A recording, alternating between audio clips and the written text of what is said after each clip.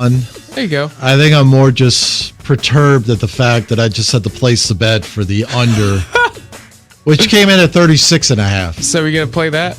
I got to. All right. Right? I mean, I got it for me. I got to fade your best bet. I'm 8-6 on the year. That's a low number. They're begging. Vegas is begging. There's got to be a reason. Dude. I can't even talk about it. You don't even want to say nothing. No, I really. We got to so talk. So much for having a fun bet. We got to talk to Lee Sterling. All right, Lee Sterling is joining us. Now. 30 years of Getting Her Done. Follow him on the X at Paramount Sports. Good morning, Lee. Save me. Fading J-Lo's best bet this morning. He's taking the over tonight, which means I got to take the stinking under of 36.5 between Denver and New Orleans. That's terrible. Isn't it tough watching unders? When I watch and bet unders, you're like, when it goes to like a timeout or it goes to commercial, you're like, oh man, no time went off the clock. Seriously. Wind it up. Every time you go near a sidelines, you can be like, the guy can clearly go out of bounds. You're like, oh, just keep winding it going. I have seen those a couple times in games. Officials won out, and they just wind the clock. It's a blowout. So I love that. But you think you've seen a mush. One of my dad's friends, they had a group of about 8-10 guys. These guys would go to Vegas or Tahoe every year, 3-4 days, and then go to the Super Bowl, wherever it was. There was this guy that was in the group. He was so unlucky. He lost everything in life. I mean, wives, houses. If you gave him $50, it would take him literally 10 seconds to start calling his bookie to place a bet. He was so bad. I personally witnessed 2 times at the dog track and one at the racetrack where a dog hit the rail leading by 10 to 12 lengths. And another where at a racetrack, I think his rider, they must have been up by 15 lengths. And the horse threw the rider over the rail. One thing I do want to get out of the way, though, I've got one of our co-hosts here is a budding superstar, a young fella, kind of breaking into the business, into the broadcast world. And if you had one bit of advice for him getting into the play-by-play business, what would it be?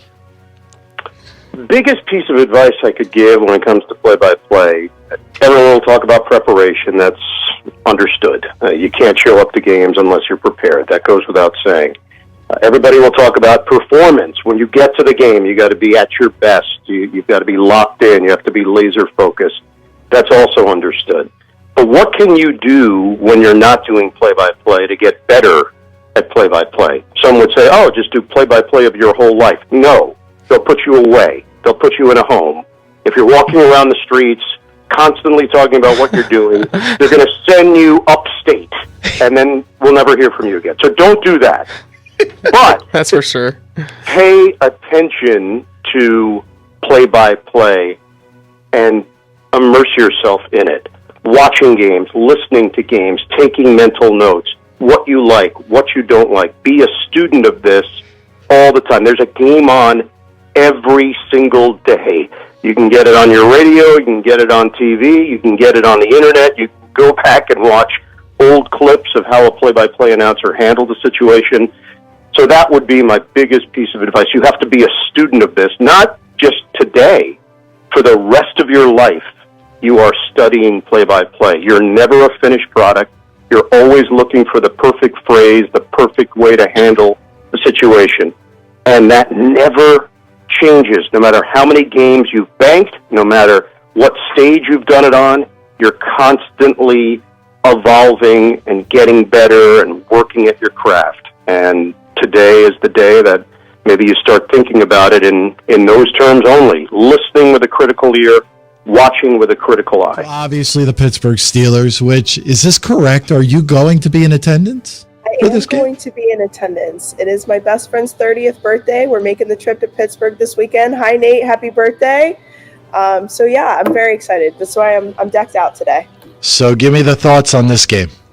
So, Devontae Adams, the midweek to the Jets was a surprise. So that's, and I think Mike Tomlin said, last week he was preparing, for Devontae Adams and the Raiders, and now he's preparing again with the Jets. So I'm still picking the Steelers, of course, But without an interim head coach, I don't think the Jets are proven yet. So I'm still going Steelers. My question, though, is are you concerned about your quarterback situation? Because Tomlin has not come out yet and said Russ is your QB1. He's going to be your QB1. A lot of people are going to be surprised, actually, if Russell Wilson does start on Sunday, but he's gotten reps this week. Does that sway your picks at all? I almost want to say I'd rather see Justin Fields. I don't want to see Russell Wilson against Aaron Rodgers right now. I don't think he's ready. I just want to get to a couple of text messages. We got time, Johnny D? Yes, absolutely. Okay, so from the 757, J Lo, this is for you. Boy. Someone says, I see J Lo's wearing a hoodie of the top basketball program in the state. And for man. those just listening, it ain't black and gold. This is not planted, by the way. That's fine. Look, I know it we've sounds talked like it. about this. I mean, I'm done talking about it. You're arguing over the fact that somebody put out a ranking. Not me.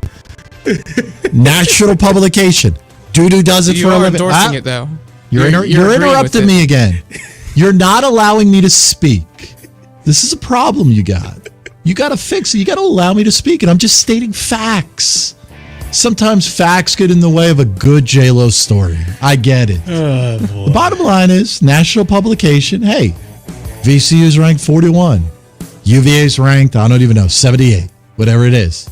Don't yell at me. I'm just, again, relaying the message. That's all.